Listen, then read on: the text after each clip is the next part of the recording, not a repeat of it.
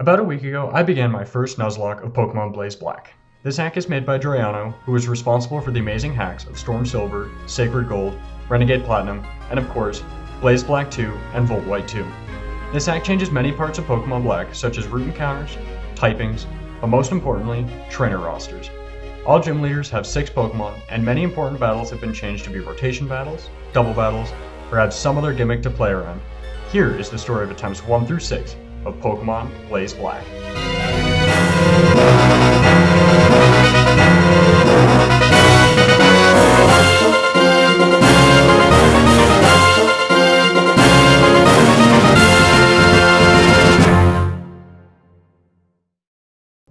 The rules for this Nuzlocke are pretty standard. I have to catch the first encounter on every route, play on set mode with no items in battle, and cannot overlevel the next gym leader. I will be using the documentation for many battles along with the encounter tables, just to reduce the amount of attempts I have to go through. Attempt 1 started really strong. Tepig and Snivy seemed like the better starters to choose from, so I went with Tepig for this attempt. The early game fights with Tepig are not too challenging. I easily swept through the first 2 rival fights along with N1. We'll visit this later though. There were some other scary encounters before the first gym, including a rival fight I happened to forget completely about. Bianca 2 occurred right before the end of Route 2, and after a fake out from Meowth, Hoot Hoot was left on 1 HP. It's safe to say that Tepig came in clutch, getting a burn on only 2 HP to secure the deathless fight on Bianca. That was the luckiest battle of my life. Soon enough, the time for the first gym battle against Crest would arrive. The gym battle was against 5 water starters and Panpour. I led with Tepig to bait a water-type move into Pansage, who would then get off a Hone Claws without taking significant damage. Many of these starters have Powder Snow, which is a major threat to Pansage. A Screech plus a Dragon Dance cause a little concern, but the overall first gym was a breeze.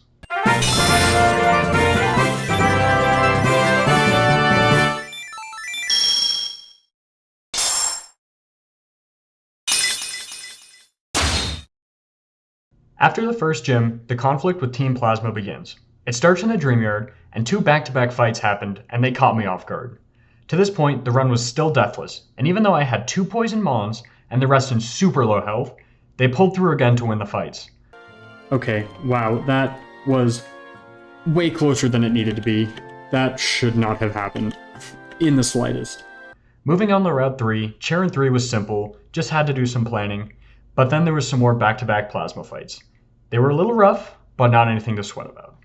Entering Nacrene City, the planning for one of the scariest fights began. Lenora is the gym leader, and she is known for her normal-type Pokemon. There is, however, an end fight and the gym trainers before this, but we're just going to get to those later. Attempt 1 here ended with Lenora, but not because I lost. The battle started with Tailo and Liepard leading. Liepard used Sand Attack on Stantler 6 times, causing Stantler to become less of a threat, especially after Tailo double teams. Oh. Well, that's unlucky. Pignite switches in and begins to sweep the left slot in the double battle. After a clutch dodge from Pignite on the Barrel, as well as some losses from Pansage and Liepard, Lenora was defeated.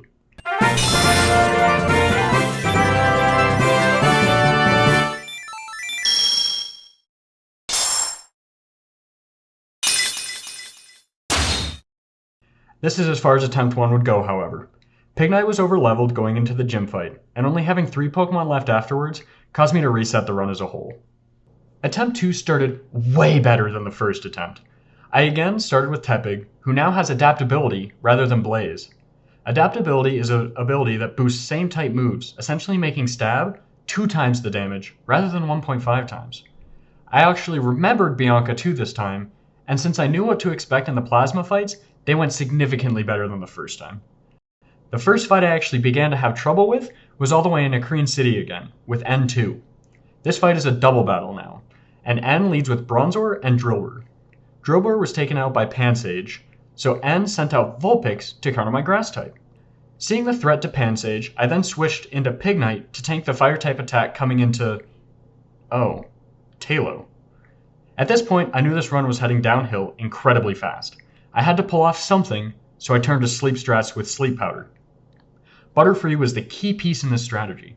Butterfree has Compound Eyes, increasing the accuracy of moves, meaning that Sleep Powder is nearly 100% accurate. So let's see how the strategy helped me win. doesn't do any damage. And then air cutter on both. And then let's recover here.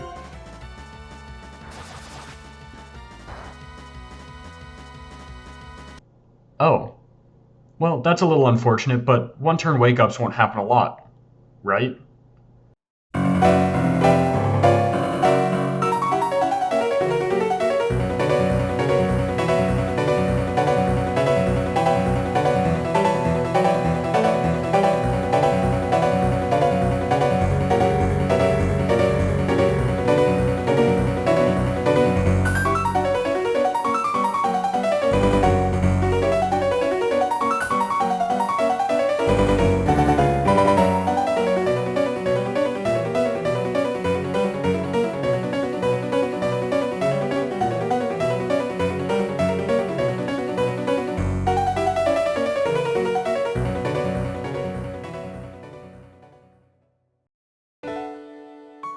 Okay, well, it's safe to say that attempt 2 was cursed by turn 1 wake-ups.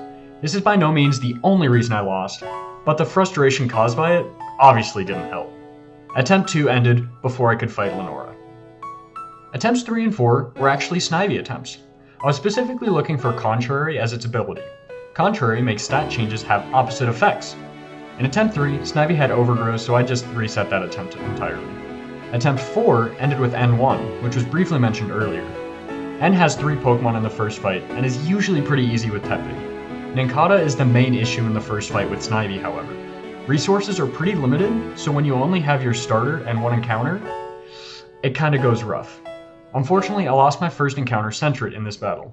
I just reset this attempt in the early game, just to be safe. Attempts 5 and 6 were no better on this front. I went back to Tepig until I came up with a plan for N1 with Snivy. However, having a Tepig with Blaze and a Bidoof with Simple, in combination with all the frustrations from attempt 2, caused me to reset twice. If I've learned anything after my first 6 attempts at this game, it's that Blaze Black is not going to be an easy Nuzlocke. There will be challenges and setbacks, and trial and error may just be one of the most important ways of learning from my mistakes. This being said, I'm not giving up yet, and attempt 7 is looking like it's going to be a great run. If you want to see more, please like and subscribe, and come check it out live at twitch.tv/bluecore767.